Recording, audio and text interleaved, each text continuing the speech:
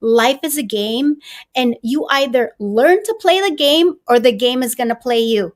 There's also a concept of soul contracts, and I will explore that deeper in a different episode. But just a little bit of a brief overview.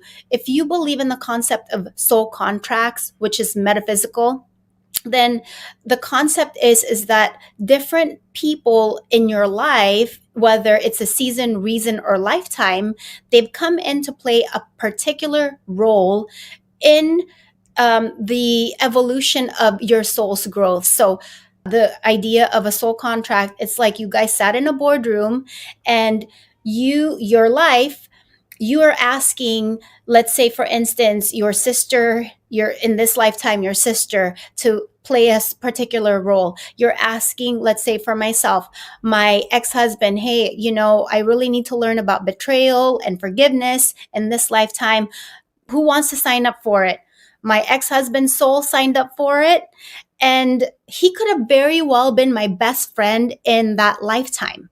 So concept of soul contract, okay? Because life is a game. Life is a game. And I hope you really hear this. We're going to get into this in some of the different episodes, but life is a game, and you either learn to play the game or the game is going to play you. And I'll tell you this much. You have to take a look at your life and just see if you're actually playing the game in the way that you want, or is life running you? Which is it? Because the beautiful thing about being human is that we have free will. We have the power to choose. You can choose how you want to feel about a certain person, situation, shit. That happens to me all the time. I'm usually 98% happy, no matter what the hell is going on. But that 2% sometimes, whew, man, people try me. And, that's being a human. And I know this. I know this in my mind that, okay, don't feel this way. Don't feel that way. Shift your perspective. Shift this, shift that. But fuck, honestly, I'm human. I'm a spiritual being having a human experience, and I allow myself for those moments. So going back to my point here is that forgive yourself, be kind to yourself, let go of the guilt and shame that divorce is a failure, because you and your significant other, you guys were honestly doing the best with what you know how. What really helped me also is shifting my perspective. My perspective of my divorce is that, or just life in general, when something is truly difficult and challenging, like my son having cancer when he was 3 years old and I was 6 months pregnant at the same time, I honestly thought that was the worst kind of pain I will ever go through. But honestly, divorce is a different kind of pain.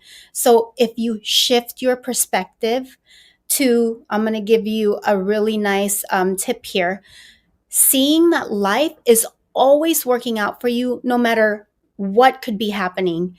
If you shift your perspective in that way, that life is always working out for you, and you accept that you might not know why, you might not know, what's going on, but you trust that the dots are going to connect one way or another in the future, and you're going to be able to say, wow, now I understand.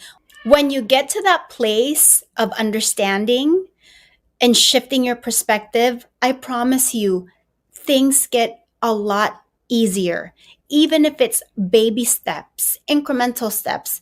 But the point of that is shifting your perspective to realizing, accepting, and trusting that life is always working out for us. This experience, this human experience, is truly about evolution, becoming a better and better version of yourself. And like I said, when I get into the whole metaphysical episodes, we're going to explore and do a deep dive on reincarnation and what that means, because for me, it's truly served me in my life, seeing it from just a higher perspective. Not to say that I'm better than anyone else. When I say a higher perspective, like my higher self observing from here, which is where it's at, and having that deep connection. I also had a moment in my life, a period in my life after my divorce when I lost connection with my intuition.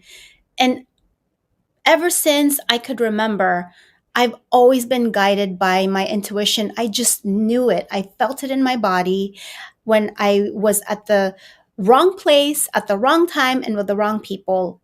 I was uncomfortable. It didn't feel good. And I'm sure that you have felt the same as well, but you just chose to ignore it.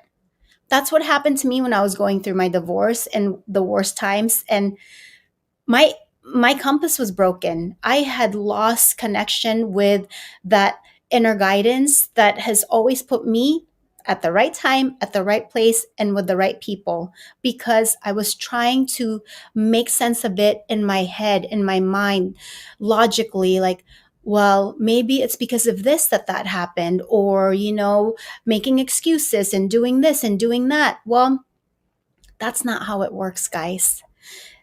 The way that it works is that our internal compass, our intuition is always spot on. We have to do the work, the inner work, and it's pretty isolating. So if you're not ready and you're not used to spend time alone to do self-reflection and introspection, you're not ready. And when I say you're not ready, I mean that in a way that you're not truly ready to move your life forward. You might say the words, I want to change. I want a better life. I want to attract that partner. I want to make more money. I want to be a better mom to my kids. But unless you're willing to do the hard inner work, and this shit is not easy, guys. That's why they call it the shadow work. Okay. The dark night of the soul is because it's fucking ugly. Like, it hurts. It's painful.